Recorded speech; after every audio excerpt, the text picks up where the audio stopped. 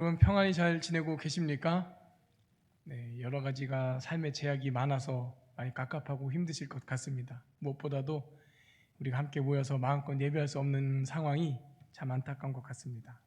그래도 그나마 감사하고 다행인 것이 정부 지침이 좀 완화되어서 이렇게 비대면으로 온라인 예배를 하지만 이렇게 예배 현장에 일부 인원이 참석할 수 있는 상황이 되어서 감사합니다. 예배가 회복되어 나가는 귀한 발걸음의 단계가 되기를 소망합니다.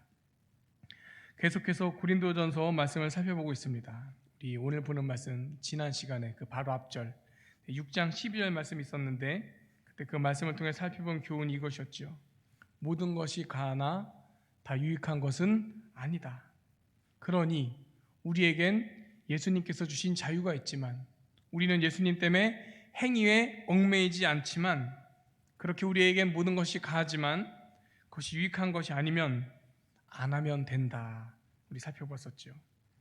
오늘 말씀은 우리가 추구할 유익 중에 가장 궁극이 되는 유익, 진정한 유익이라 할 만한 유익에 대해서 생각해 보게 줍니다. 또 그것을 위해서 행위에 얽매이지 않는 우리이지만 우리가 삼가야 할 행위에 대해서도 말씀합니다.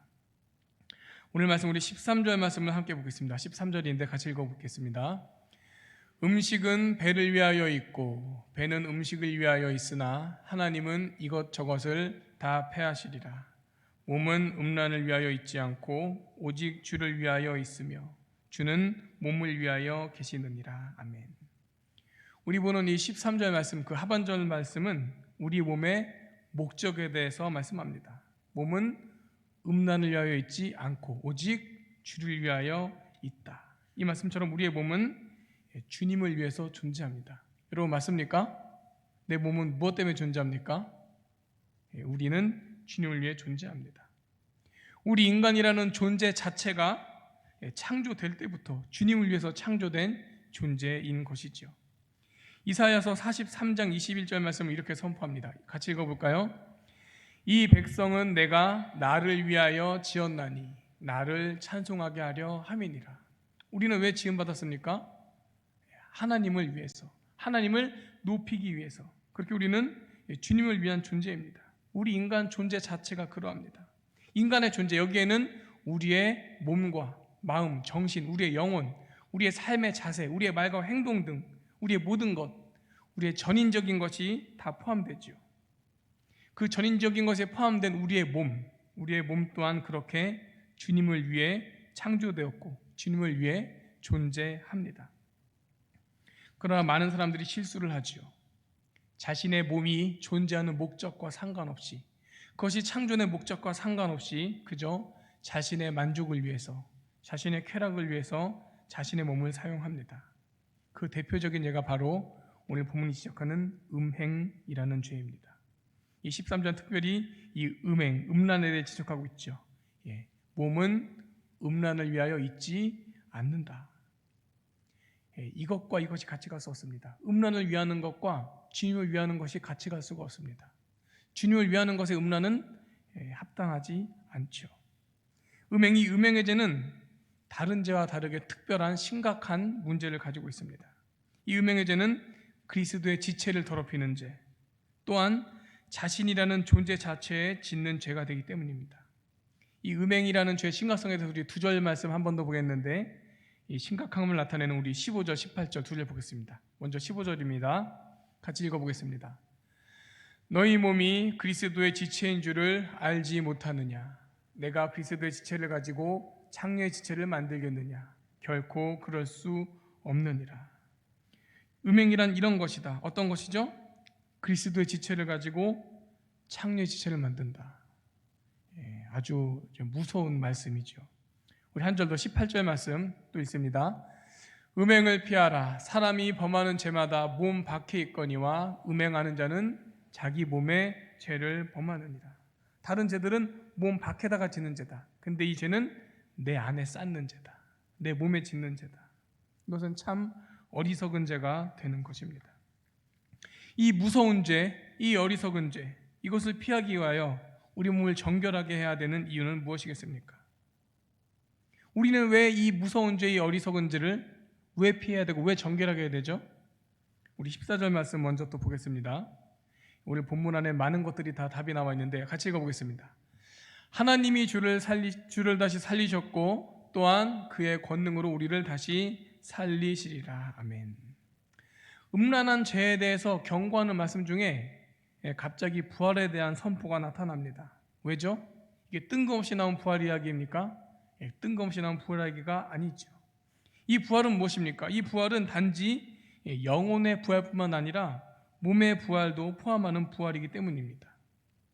부활의 첫 열매 되신 예수님의 부활도 몸이 부활하셨지요. 그리고 우리가 신앙 고백 가운데 고백하는 그 사도신경의 내용, 그 고백에도 이런 고백이 있습니다. 몸이 다시 사는 것과 영원히 사는 것을 믿사옵나이다. 우리는 몸의 부활을 믿고 고백합니다. 물론 이 몸 그대로 그 수준으로 다시 회복되는 것은 아닙니다. 고린도전서 15장을 보면 육의 몸이 신령한 몸으로, 육의 몸이 영의 몸으로 다시 살아난다 했죠. 또 썩을 것이 썩지 아니할 것을 입을 것이라 했습니다. 몸의 부활을 우리는 소망합니다. 그 몸의 부활을 소망하는 사람은 이 부활할 몸, 또 새롭게 변화될 몸을 귀히 여기며 귀히 사용해야 하는 것이죠. 이것이 우리가 음행의 죄를 피하고 우리 몸을 하나님 앞에 정결하게 지켜갈 이유가 됩니다. 또 한 가지 중요한 이유, 우리 19절 말씀 같이 보겠습니다. 함께 읽습니다. 너희 몸은 너희가 하나님께로부터 받은 바 너희 가운데 계신 성령의 전인 줄을 알지 못하느냐. 너희는 너희 자신의 것이 아니라. 아멘. 음행, 이 무섭고 어리석은 죄를 피해야 될 이유, 우리가 정결하게 서야 할 이유, 우리 몸은 하나님께로부터 받은 것이기 때문이다. 우리는 하나님이 그 안에 거하시는 성령의 전이기 때문이다. 우리는 높은 분에게 받은 어떤 선물이 있다면 그것을 아주 귀하게 여깁니다. 내가 정말 좋아하고 사랑하는 사람인데 그 사람이 내게 어떤 선물을 줬다면 그것은 아주 귀하게 여깁니다. 또 어떤 우리가 정말 좋아하는 사람이 머무는 곳이라면 우리는 거기서 깔끔하게 청소를 해주겠죠. 어떤 높은 분이 계신 곳이라면 그것은 잘 정리를 해두겠죠. 하나님은 그 누구보다도 높으신 분입니다. 하나님은 그 누구보다도 우리가 사랑하는 분입니다. 그런 하나님이 주셨는데 하나님이 주신 그것을 우리가 더럽게 다룰 수 없죠. 그 하나님께서 거하시는 것을 우리가 그냥 더럽게 더럽히며 둘 수가 없는 것입니다. 이 음행이라는 죄는, 이 더럽고 추잡한 죄는 거룩한 하나님, 거룩하고도 거룩한 하나님과 절대 어울릴 수가 없습니다. 이 죄가 얼마나, 음행이라는 죄가 얼마나 더럽고 추잡한지, 그것은 우리 사람들 기준에서도 참 부끄럽고 너무 더럽고 추잡한지 아닙니까? 우리가 공동체 안에서 서로 어떤 연약함과 부족함과 죄에 대해서 고백하고 나눌 수 있죠. 그렇죠? 우리가 뭐 사랑방 모임을 한다든지, 그렇죠? 뭐 청년부 소모임을 한다든지, 우리 주일학교 반 아이들이 선생님들과 같이 이야기를 한다든지, 그런 모임 가운데 우리가 이런 죄들은 서로 고백할 수 있을 것 같습니다. 아이고, 제가 좀 교만합니다. 그래서 제가 다른 사람들을 무시하고 제가 좀 교만해서 하나님 앞에도 겸손하지 못했습니다. 이런 고백할 수 있죠. 우리가 서로 죄에 대해서 나눌 때, 아이고, 제가 좀 거짓말을 많이 했습니다. 저가 이렇게 좀 거짓말로 둘러대고 위기를 모면하려고 거짓말한 적이 있습니다. 내가 누구누구를 미워한 적이 있었습니다. 참 마음속으로 저주하고 사랑하지 못했습니다. 제가 좀 게으릅니다. 제가 불성스럽습니다. 이런 모습들을 우리가 고백할 수 있어요. 서로 간에. 이런 고백은 부끄러울지언정 서로 고백할 수 있어요. 하지만 이런 죄는 우리가 고백하기가 쉽지 않죠. 아이고, 집사님, 제가 사실 며칠 전에 바람 피고 집사람 아닌 다른 여자 잤습니다. 이런 고백할 수 있습니까? 주일학교에서 우리 학생이 선생님한테, 선생님, 제가 아직 어린데 벌써 다른 여자랑 잤습니다. 이런 고백을 쉽게 할 수 있습니까? 이런 고백 쉽게 할 수 없죠. 왜죠? 아까 말한 다른 뭐 거짓말한 거, 미워한 거, 속인 거, 뭐 화내고 욱한 거, 그런 것도 우리가 고백할 죄, 물론 부끄러운 죄지만 이 음란한 죄는 나눌 수조차 없는, 이것이 사람 기준에서도 그렇게 더럽고 추잡하고 악한 죄인데, 사람 기준에서도 하물며 하나님 앞에서 거룩하신 하나님 보시기에 그것이 용납될 죄가 되겠습니까? 사람 앞에서도 용납되지 않는 죄인 것을. 말씀은 계속하여 우리의 몸이 하나님의 것임을 말씀합니다. 우리 19절 끝부분만 다시 볼까요? 19절 끝부분에 보면 이렇게 나와 있죠. 너희는 너희 자신의 것이 아니라. 너희는 너희 자신의 것이 아니다. 누구 거죠? 우리는 하나님의 것입니다. 나는 내 거가 아닙니다. 나는 하나님의 것입니다. 이어지는 말씀 그것을 또한 강조하죠. 20절 말씀 같이 보겠습니다. 함께 읽습니다. 값으로 산 것이 되었으니 그런즉 너희 몸으로 하나님께 영광을 돌리라. 값으로 산 것이다 했습니다. 우리 몸은 예수님의 피값으로 사게 된, 하나님께서 그 하나뿐인 아들의 죽음으로 우리를 사신 그 피값으로 산 몸입니다. 따라서 우리의 몸은 우리의 것이 아닙니다. 우리의 몸은 하나님의 것이며, 그래서 마땅히 우리는 하나님 것이니까 하나님 뜻대로 하나님께 합당하게 하나님을 위해서 존재하고 쓰여야 되는 몸인 것입니다. 여러분, 나는 내 것이 아니다, 나는 하나님의 것이다. 여러분 알고 계셨습니까? 알고 계셨습니까? 제가 다 알고 있는 얘기 괜히 했지요? 사실 이미 다 알고 있습니다. 이렇게 말씀드리는 저도 알고 있어요. 그래, 나는 내 거가 아니다, 나는 하나님의 것이다. 하나님이 그 하나뿐인 아들 예수님의 피값으로 그 죽음으로 나를 사셨다. 우린 이미 다 알고 있습니다. 그런데 문제는 무엇입니까? 이미 알고 있지만, 잘 알고 있지만 삶의 자세에서는 그렇지 못하고, 나는 내 거다, 내 삶은 내 거다, 내 몸은 내 거다, 그런 것 마냥 살아간다는 게 문제인 것입니다. 그래서 우리는 하나님이 원하는 것보다도 내가 원하는 것을 합니다. 하나님이 싫어하셔도 내가 좋아하면 그것을 합니다. 반대로 하나님이 좋아하셔도 내가 싫어하면 그것을 안 합니다. 왜죠? 나 자신을 내 것이라 여기기 때문입니다. 입술로는 나는 하나님 것입니다 라고 고백할지언정 사실 내 중심은 나는 내 것이기 때문입니다. 오늘 본문에서 지적하는 음행의 죄도 바로 이 문제에 걸려 있습니다. 내 몸이 누구의 것이냐? 이 몸뚱아리는 누구의 것이냐? 이것을 내 것이라 여기면은 나는 내 기쁨과 내 만족을 위해서 내 마음대로 쓸 것이고, 이것이 하나님의 것이라 여기면 하나님의 뜻에 맞게 하나님을 위해 사용하겠지요. 자신을 하나님의 것으로 고백하며 행하는 사람은 음행의 죄를 비껴가게 될 것입니다. 그래서 결국 돌아가는 결론은 20절 끝부분 말씀이 되는 것입니다. 우리 20절 말씀 한 번 더 보겠습니다. 제가 파란색으로 표기를 했네요. 그런즉 너희 몸으로 하나님께 영광을 돌리라. 음행의 죄에 대한 지적, 이 지적은 단지 그 음행의 죄, 그것을 피해라, 이것을 넘어서서, 그 제한적인 의미를 넘어서서 결국 그런 죄를 피함으로 하나님께 영광을 돌려야 된다. 하나님께 영광 돌리는 데 있어서 그런 음행의 죄는 결코 부합되지 않는다라는 것을 말씀하는 것입니다. 더럽고 추하고 악한 이 음행의 죄를 피해야 되는 궁극의 목적, 하나님께 영광을 돌리기 위해 지난번 말씀드린 우리는 행위의 증에 얽매이지 않는다, 우리 예수님께서 우리를 자유롭게 하셨다, 우리에게 모든 것이 가하다, 그러나 모든 것이 다 유익하지 않다, 이 말씀을 기억할 때 우리는 행위에 있어서 자유하죠. 우리 행위에 얽매이지 않죠. 그러나 그것이 음행이라는 행위는 결코 유익하지 않고 하나님께 영광이 되지 않기 때문에 그것은 안 하면 되는 것입니다. 어떤 무식한 사람이 나는 행위에 자유롭다, 행위는 상관없다, 영이 거룩하면 된다, 몸은 썩어질 거 없어질 것이다, 상관없다 하면서 이 몸에 그런 무섭고 어리석은 죄를 짓는다면 그것은 결코 유익이 되지 않고 결코 하나님께 영광이 되지 않습니다. 음행의 죄가 왜 지적되는 것입니까? 음행의 죄를 왜 피해야 하는 것입니까? 그것이 하나님께 영광이 되지 않기 때문에. 그것을 피하여 하나님께 영광을 돌려라, 이것이 오늘 말씀입니다. 오늘 말씀 정리하고 마치도록 하겠습니다. 아까 말씀드린 것처럼 사실 이미 우리는 잘 알고 있습니다. 나는 하나님의 것이라는 것을 말입니다. 나는 하나님 위해 창조되었다는 것을, 나는 하나님의 영광을 위해 살아야 한다는 것을 우리는 알고 있습니다. 그리고 음행의 죄는, 음행의 죄뿐만 아니라 다른 죄들도 마찬가지겠죠. 이런 죄들은 하나님의 것으로 살아가는 것에 있어서, 하나님의 영광을 위해 살아가는 것에 있어서 결코 부합하지 않는다라는 것을 우리는 이미 알고 있습니다. 그러나 아는 것과 우리의 실제 삶의 모습이 다를 때가 많은 것이 문제이지요. 나는 내 것이다. 그래서 내 기쁨과 내 만족을 위해서 살 때가 많습니다. 그러나 그렇게 살았던 우리의 모습을 돌아보십시오.